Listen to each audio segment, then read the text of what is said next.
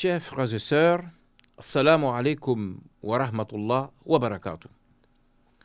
Notre réflexion du jour porte sur le thème 13 règles qui opérationnalisent la foi et la vie du croyant. Dans son noble Coran, du verset 23 au 37 de la sourate 17 Al-Isra, le voyage nocturne, Allah nous indique 13 commandements, 13 règles qui opérationnalisent et réglementent la vie de toute croyante et de tout croyant. La première règle concerne la nature du lien transcendantal que doit entretenir l'être humain. Ce domaine doit être comblé par la pleine et exclusive adoration d'Allah. En effet, Allah dit au verset 23 de cette sourate, je cite, « Ton Seigneur a décrété, n'adorer que lui ». Fin de citation. La deuxième règle est en rapport avec les liens avec les parents, qui doit être marqué du sceau de la bonté, de l'affection et de la reconnaissance envers ceux-ci.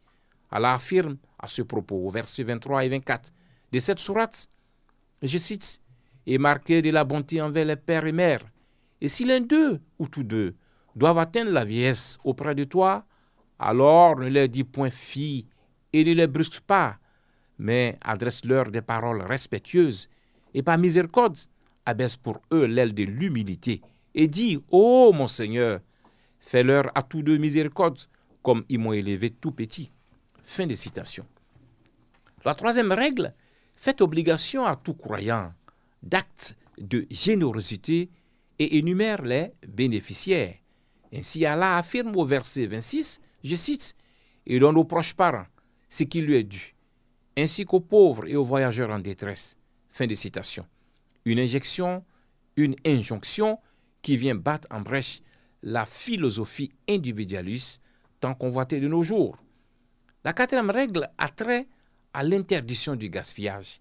Ainsi, au verset 26 et 27 de cette sourate, Allah ordonne, je cite, « Et ne gaspille pas indûment, car les gaspilleurs sont les frères des diables, et le diable est très ingrat envers son Seigneur. » Fin de citation. On comprend là que la société de consommation dominante, qui aujourd'hui déréglemente le climat au niveau mondial, est en réalité aux antipodes des valeurs que prône l'islam.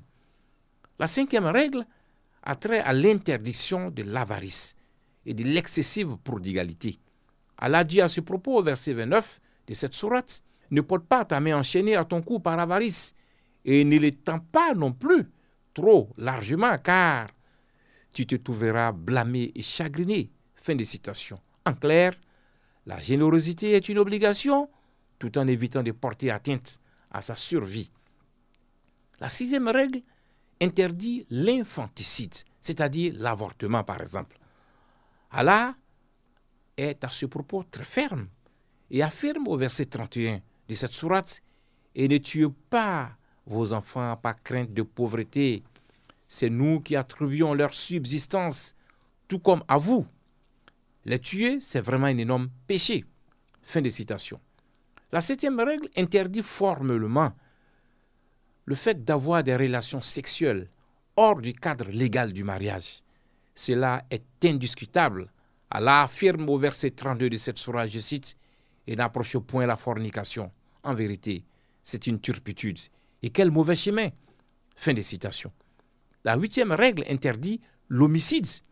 Oui, il est interdit de tuer, sauf en droit. En effet, Allah affirme au verset 33 de cette sourate, « Et sauf en droit, ne tuez point la vie qu'Allah a rendue sacrée. » Fin de citation. Que pouvons-nous dire donc de ces fameux terroristes qui, au nom de la religion, tuent? La neuvième règle met en garde contre le fait de jouir indûment des biens de l'orphelin. En effet, au verset 34 de cette sourate, Allah dit, « Et n'approchez les biens de l'orphelin que de la façon la meilleure, jusqu'à ce qu'il atteigne sa majorité. » Fin de citation. La dixième règle met en exergue l'importance du respect de l'engagement. Sur ce point, Allah affirme au verset 34 de cette sourate, « Et remplissez l'engagement, car on sera interrogé au sujet des engagements. » Fin de citation. La onzième règle a trait aux transactions commerciales, notamment la bonne pesée. En effet, au verset 35 de cette sourate, Allah dit, et je cite, « Et donnez la pleine mesure quand vous mesurez, et pesez avec une balance exacte, c'est mieux pour vous, et le résultat en sera meilleur. » Fin de citation. La 12e règle interdit de se mêler de ce qui ne nous concerne pas. Sur ce sujet, Allah dit, et je cite au verset 36 de cette sourate, « Et ne poursuis pas ce dont tu n'as aucune connaissance. Lui, la vue et le cœur, sur tout cela en vérité, on sera interrogé. » Fin de citation. Enfin, la 13e règle fustige fermement l'orgueilleux et le suffisant. À ce propos, Allah dit, et je cite au verset 37, « Et ne foule pas la terre avec orgueil. Tu ne sauras jamais fendre la terre et tu ne pourras jamais atteindre la hauteur des montagnes. » Fin de citation. Chers frères et sœurs, voici énuméré un chapelet des règles de vie qui doivent constituer un viatique pour construire notre spiritualité et orienter notre vie vers le bonheur ici-bas et dans l'autre monde. Qu'Allah nous facilite sa mise en œuvre. Amin. Ya Rab.